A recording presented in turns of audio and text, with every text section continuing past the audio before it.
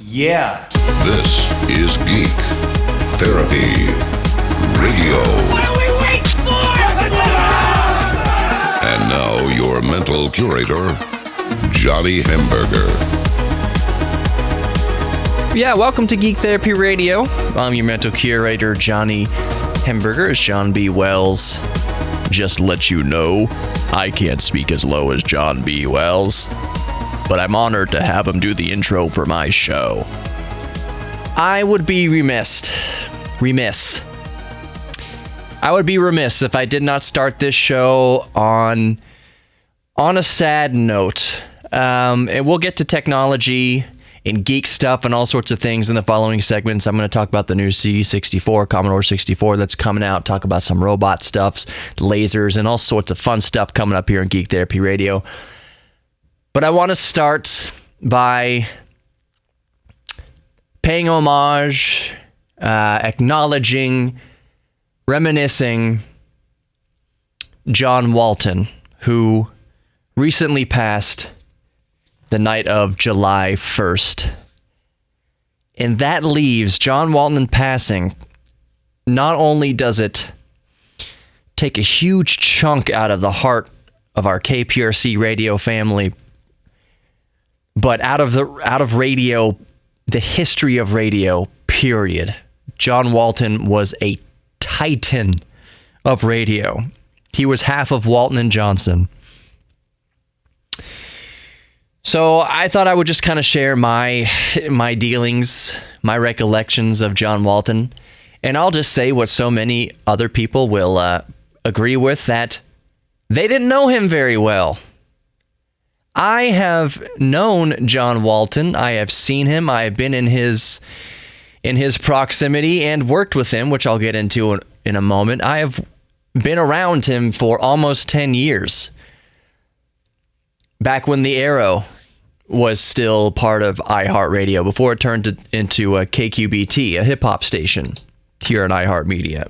Before that transition of format, Walton and Johnson was on the Arrow rock station, mornings with Walton and Johnson.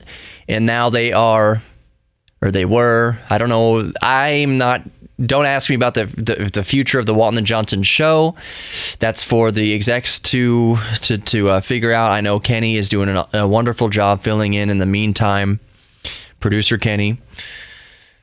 But he was half of that whole operation. And that show, Walton and Johnson, they have been on the air for 38 years. And I am honored to have known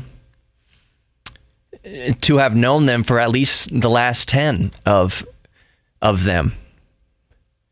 I spoke to John Walton very, very, very, very seldomly. And again, I think a lot of people will know exactly where I'm coming from. It seems kind of odd to me, and I am the same way to a certain extent, that some of us can get on the air and speak for, I think I do 39 minutes total each week, not counting podcasts and YouTube content, but I broadcast over the airwaves in a size 6 market.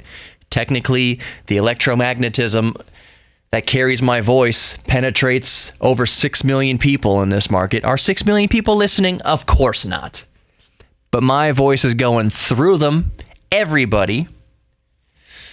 So we can be outspoken, we can be pillars of the broadcast community in a way, put ourselves out there, put our necks out there, and then when the microphone is off, we very much value alone time, and me time.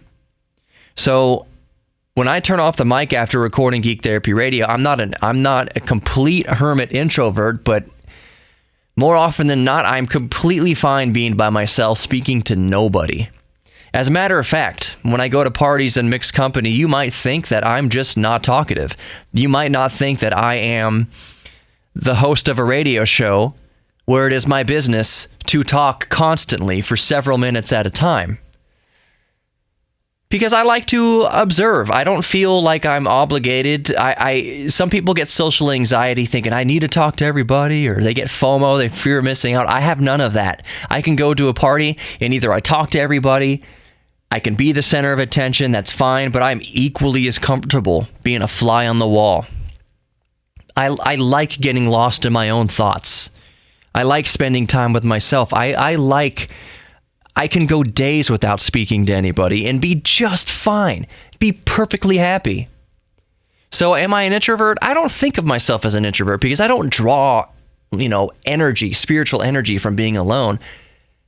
I still like to be around people, and I draw energy from both situations. I just appreciate both situations differently. So anyways, when we turn off the mic, we don't talk much, and John Walton was the same way, even in breaks. I ran the Walton and Johnson show for several weeks, one January or February in 2010 or 11 or so.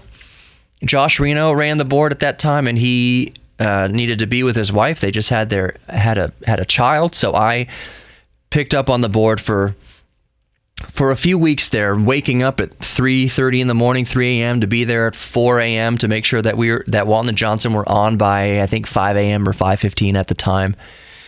I remember leaving my apartment in Montrose, and it was icy. There was a big ice storm that year, and thinking everybody else in Houston, by decree of the city, was not allowed to go to work. Businesses were closed, but someone had to make the donuts and radio, so Walton and Johnson show had to air, and I had to be at the station. I didn't have a choice.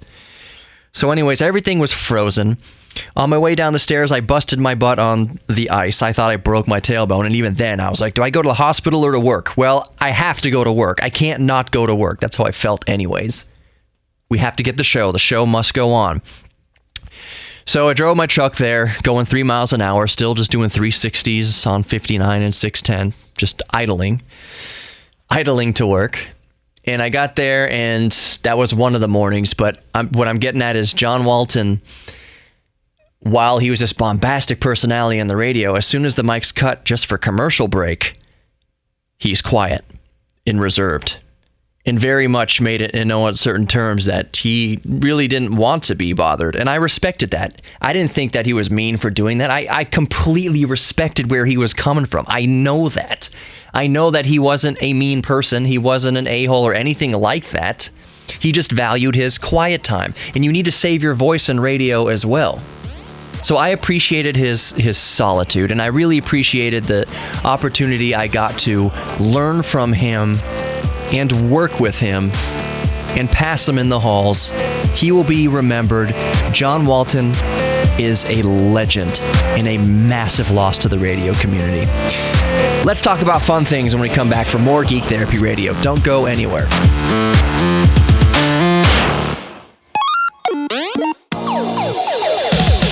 Welcome back to Geek Therapy Radio. You've got your mental curator, Johnny Hamburger. Let's talk about some cool stuff in this segment. Let's talk about robots and lasers and things. I know that there's more going on in this universe and in this country than robots and lasers. But you know what? The other 23 hours of the day that you tune into this station, there's plenty of discussion on AOC visiting detention centers at the border. There's plenty of discussion about Colin Kaepernick and Nike, which the only... should I say it? Shan't I say it?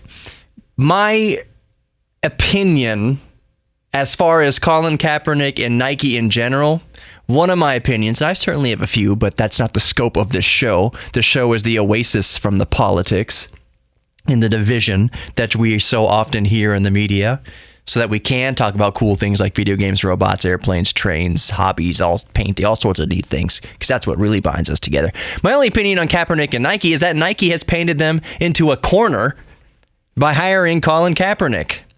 They can never fire him for reasons that I won't get into, but that you know what I'm getting at. They have painted themselves in a corner, hiring Colin Kaepernick.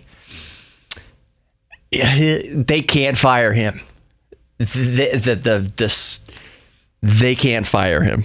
He is unfireable. If they wanted to fire him, I have no idea. I'm not saying that Nike wants to fire him. I'm just saying that if they ever did want to fire him, they can't, for reasons that you know and I know, but I'm not going to get into that. I want to talk about a robot starting out here. Oh, what segment is this? This will be segment 2. How about that? A 10-minute segment. Let's start off talking about robots. Should I have even mentioned Kaepernick and Nike? Maybe not. And for those of you who don't know, who are living under a rock, despite what I just said about the other 23 hours of the day, you're hearing nothing but political divisiveness and hot-button issues. Kaepernick was offended by a new design Nike shoe that had the old colonial flag on it, of the original 13 colonies. He thought it was racist, and he said, I don't want Nike, I don't want you guys to sell it. It offends me. Which is fine if it offends him. They've got no beef with that. And am I getting into this too much? I'm just saying that's why, that's the whole ordeal with Nike and Kaepernick is it's controversial in that you have a spokesperson basically having you withdraw a product, which essentially is going to cost you many dollars. And there's a whole boardroom of people who thought that it would be okay to sell it. Kaepernick does not think it'd be okay to sell it, so Nike is not going to sell it. And all the back and forth and your opinions on that and whatever. Back to robots. I sincerely apologize. We all know that... We all know. Well, we've all seen. Most of us have seen robots doing things like backflips and cartwheels and doing all sorts of gymnastics like, Boston Dynamics Atlas robot that backflips its way through parkour courses and does all these things that, seemingly effortless maneuvers that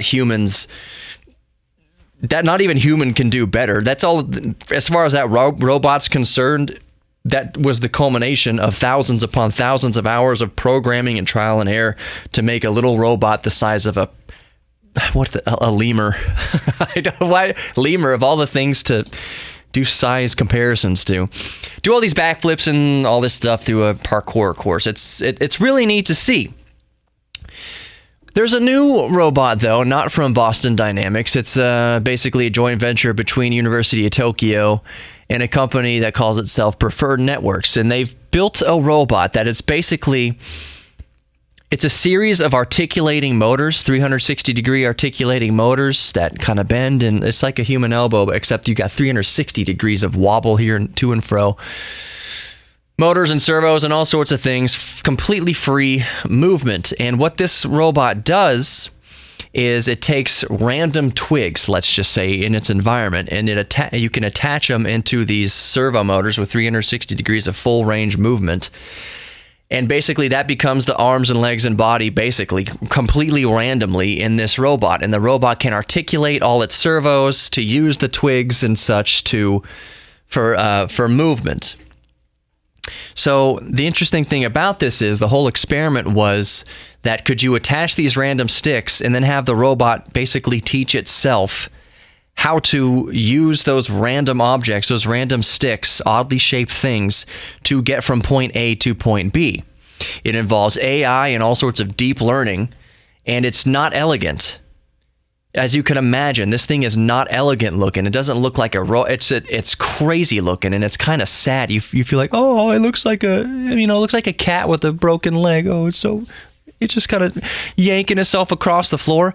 But that's where the magic is, that it is yanking itself across the floor, not just flopping the sticks around randomly. It's actually learned how to most efficiently use what it has to move from point A to point B. And this happens with artificial intelligence and deep learning and everything. What the researchers do in this case is they take the sticks that they are going to attach to the robot's motors, basically, and they scan them in a 3D and they put it into a simulation. And the simulation runs millions upon millions of simulations of how it could possibly move these random sticks to move from point A to point B. Is it that random at that point? I'll leave that up for you to decide. But this is just an experiment. If all this computing power was on the robot itself, then that would really be something. And you think about it like this. Oh, this sounds pointless. It's just a robot moving across the floor, flopping around from point A to point B. But think about it like this. This is what they're getting at with all this. At the most extreme end, military application. Let's say you have in the future, and it's not far-fetched at all to think about. Let's say you have these bipedal or quadruped or triped, whatever, robots carrying out warfare in the battlefield so that a human doesn't have to. Or at least one side doesn't have humans that have to. That's scary. But maybe this is a Terminator Ultranet type situation. Skynet. Oh my gosh. Anyways, military applications. You got this robot warrior, gets its leg blown off, and it has to improvise. So it looks around its surroundings and see, there's a stick or a piece of debris, a piece of wood, a pipe, piece of plastic, another robot's arm, a person's arm, whatever. And it jams it into its motor there. It locks it down. It identifies something that is best suitable nearby to use as a temporary, I don't know what, brace, I guess, in place of the leg that got blown off. And at the very least, it could limp itself, learn how to best use this new leg, and limp itself off the battlefield for further repairs. If not, deduce on its own that it's capable of fulfilling the mission as is with this new temporary leg and go from there. Either way, it takes a human being off the battlefield in that application.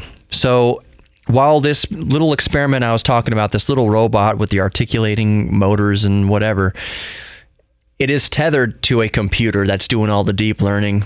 By the time it's in a military application, all that computer and all that circuitry and everything is self-contained within the robot, so it can do its own calculations and it can do its own simulations 1,000,000 times over every second to decide what is the best way to move this new temporary stump to get it to where it needs to be, whether it's continuing its mission or back to base for repairs or finding cover so that it can be recovered for repairs.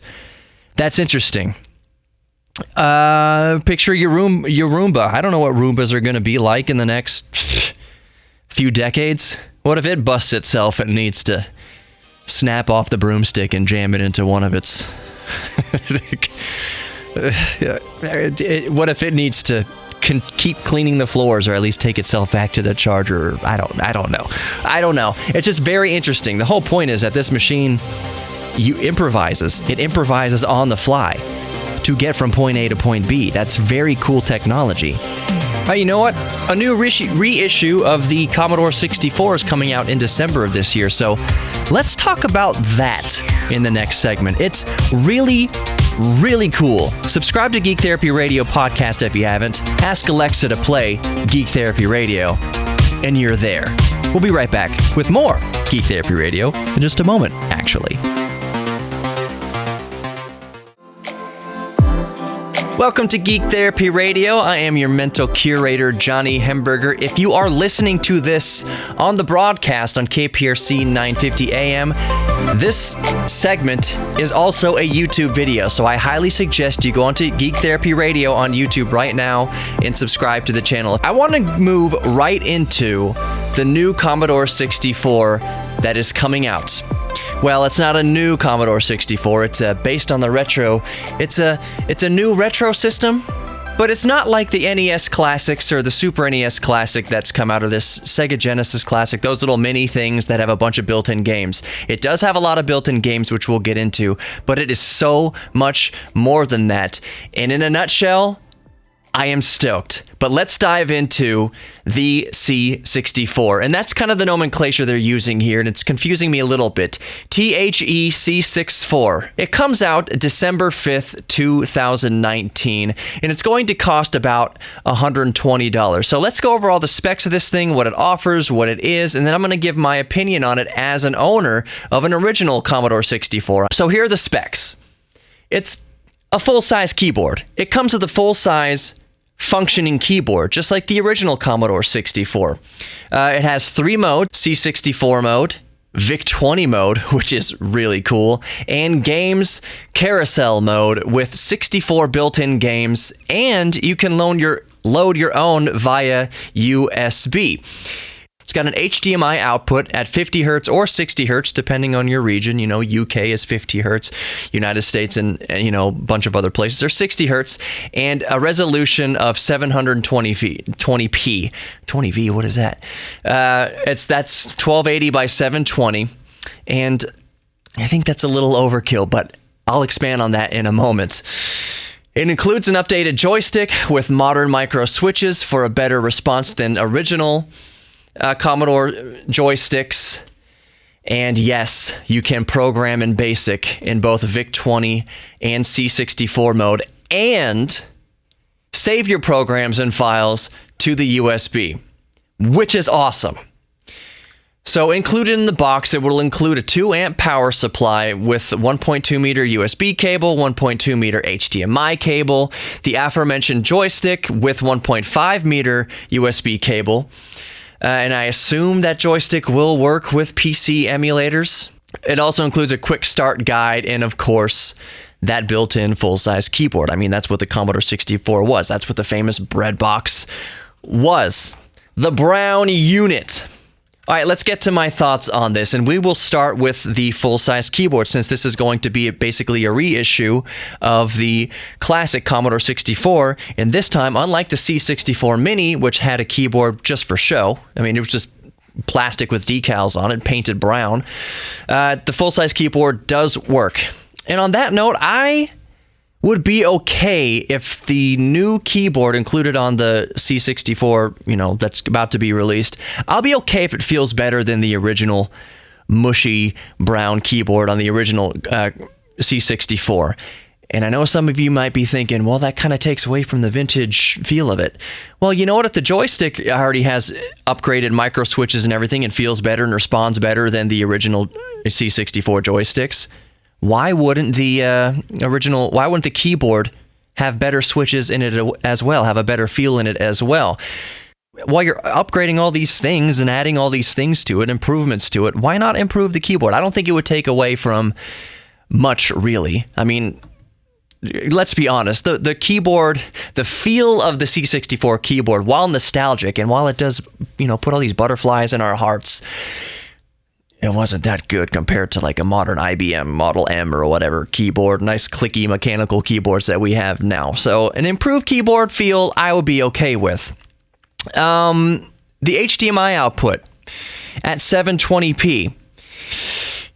Yeah, that's still overkill for the C64. A lot of people complaining, well, not a lot of people complaining, but I imagine there's some people out there saying, oh, why isn't it 4K or 1080? It doesn't need to be. Blocks are blocks at almost any resolution. So 720p, believe me, is going to be overkill for what the C64 can produce. 480p would still be better than the original 320 by 200, as it would be known today as 200p. The original Commodore 64 can only output up to 200p, or 320 by 200. So if the HDMI output on the modern release of the C64 was even at 480p, that would be plenty, believe me. So the fact that it's at 720, you don't need any more than that.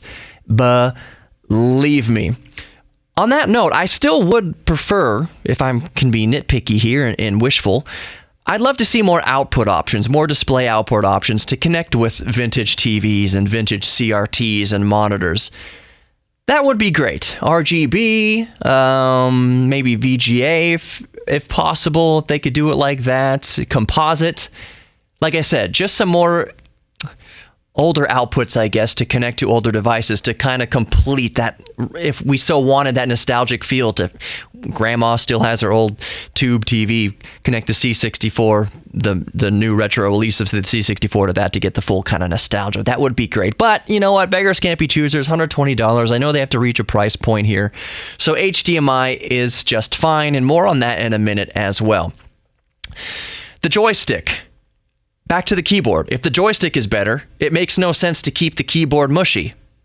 Oh well, just my thoughts on that. I have no real thoughts on the modern joystick because USB joysticks are USB joysticks. If you don't like the USB joystick that's included in this C64, I'm sure it will work with any other USB joystick. Again, I would be surprised if I have to eat my words on that. I would be surprised if it's going to be a USB joystick working on some sort of proprietary code. I mean, let's get real here. This new release of the C64 is basically emulation. It's going to be an emulated C64 and VIC-20. So why wouldn't any USB joystick work with it? Yes, like I said, you can program in BASIC in both VIC-20 and C64 modes. That's really, really cool. Okay, so here's kind of my encapsulating thoughts about the newly to be released C64. I'm very, very excited. Very, very excited. I wish this thing came out years ago. I think the price is fair at $120, especially considering what you get. $120 today would have been about $45 in 1982 when the original C64 released. Not to mention the fact that you're getting a VIC-20 with it, and also not factoring in all the included games and peripherals. So the C64, when it came out in 1982, cost $595 in 1982 money, or about $1,580, $1,580 thereabouts in 2019 money.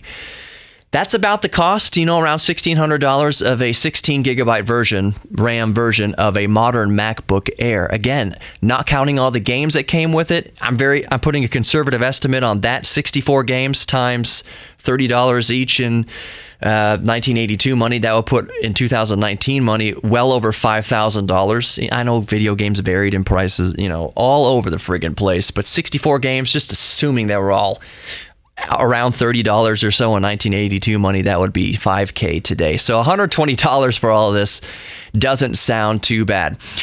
So for a lot of us with original Commodore 64s, me being one of them, this would allow us to preserve our old machines for most use cases. For instance, most of the time when I'm firing up my Commodore 64, it is to basically play a game. So the less wear and tear we're adding onto our vintage computers just to play games, all the better. However, that being said, while you can access USB drives basically in 1541 emulation mode, there are no serial ports or cartridge slots like the original hardware. If you want to use legitimate C64 peripherals like disk drives, modems, and printers, etc., you'll still need the original C64 for those tasks, obviously. But for the bulk of the retro-curious crowd who just wants to play the built-in games, load their own ROMs, and experimenting with programming in BASIC, either with VIC-20 mode or new C64, it will fit that bill in spades. Also, I've never owned a VIC-20, so that's going to be really cool for me personally. I think that's really, really cool. As far as use case scenario, I could see this thing sitting on my computer desk. It easily hooks up to modern monitors for the quick retro stint, and as soon as somebody hacks the keyboard to work with PC emulators, which I'm sure they will do quickly, it's right there ready to go. So let's say you fire up your C64 emulator on your PC. Now you can theoretically use a real Commodore 64 keyboard. I know you can already do that with the old machine in some sort of roundabout way, but it's just theoretically all the easier with this new release of the retro Commodore 64 keyboard. It's right there ready to go. Plug into your monitors with HDMI, and if you want to use it for keyboard for emulation on a PC, it's right there. I'm sure that will happen. On that note, perhaps the keyboard will be adapted to work with any PC. Like I said, for emulators, but terrible for modern use in any other application. I would not want to type a paper using a Commodore 64 keyboard because things are not laid out correctly. There's punctuation in all different spots. It's just going to be horrible. So that's about it for the Commodore 64 re-release. I'm very stoked about it. I hope you enjoyed this video. Consider subscribing, and if you're listening to this on the radio, stay tuned. Just a couple minutes. We'll be right back with more Geek Therapy Radio. Frickin' lasers. Every sci-fi movie you've likely ever seen has its own different pew pew sound effect for lasers. Star Wars, even though stormtroopers, they need shotgun lasers because stormtroopers can't hit the side of a barn door, usually. But lasers, regardless, in any form or factor or who's wielding them, in every movie you've seen, it's some variation of pew pew or some sort of far-off sci-fi fantasy sound. But what do lasers actually sound like? Let me recreate it here, right now. This is the sound of what a laser actually sounds like in real life. I was just smacking my hand with two of my fingers. It's just a snap sound. It's like snapping a rubber band on a desk or a table. That's what actual lasers sound like. And now, of course, I'm talking about high-powered lasers. Lasers that are able to do damage to somebody. Laser powerful enough to kill you sounds like just a very loud snap. It's quite interesting that that you don't think about that. Oh, lasers pew pew sound in sci-fi. What do lasers actually sound like? It's snap. What's causing the snap? Ionizing the air. Atomizing the air, vaporizing the air, so to speak. It's just that snap sound. It's basically the same thing that happens with a lightning bolt. It vaporizes the air and anything in between itself, that it's the space that it's running through. It quickly explodes it, basically. The air itself. That's what the laser is doing. It's a snap sound. Like a little spark. Roughly the same. Not an ongoing spark, because all that buzz sound is millions of snaps happening at once. So now you know what the sound of an actual laser sounds like. The other thing is, I kind of realized the other day, actually, it's not the other day, I think about these things kind of every time I watch Jurassic Park or any other movies, that how do they know what dinosaurs sound like? One of the most interesting things I remember seeing about Jurassic Park was some of the behind-the-scenes stuff, and especially the Foley work. For those of you who don't know, I am very, very, very, very much into sound, in sound design and audio engineering. That's actually what I went to school for. I went to audio engineering school, recording engineer school. I can put albums together. So I mix music. I like making sound effects from time to time. But mixing music and making music is my passion. So I am really, really geeking out about sound design and all the behind-the-scenes stuff with Jurassic Park. Someone had to make the noise for dinosaurs, make dinosaur vocalizations without obviously having ever heard what a dinosaur sounds like. So it was really cool. In Jurassic Park, when they combined basically, let's say for the T-Rex, they combined the roar, to make the roar of the T-Rex, they combined a lion's growl with like metal doors scraping across the ground. Like imagine a barn door. Imagine a metal barn door with squeaky, rusty wheels being pulled. But combining that with the lion growl sound, pitch shifting it down or up a little bit, whatever you're going to do to manipulate, and you get this T-Rex noise from Jurassic Park.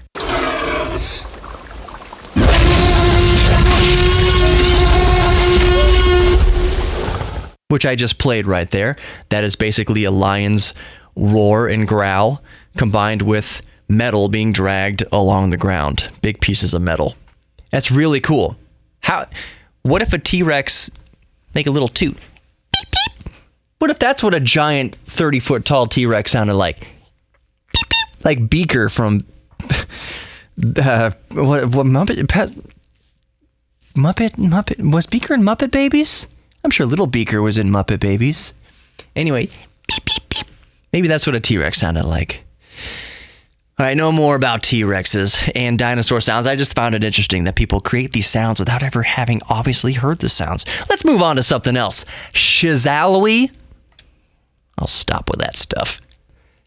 If you tuned out, how come I can't talk? If you tuned out, changed the station after I said Shazalowy, I would 100% understand and not hold you. I would not hold you in contempt for doing so, let's just say.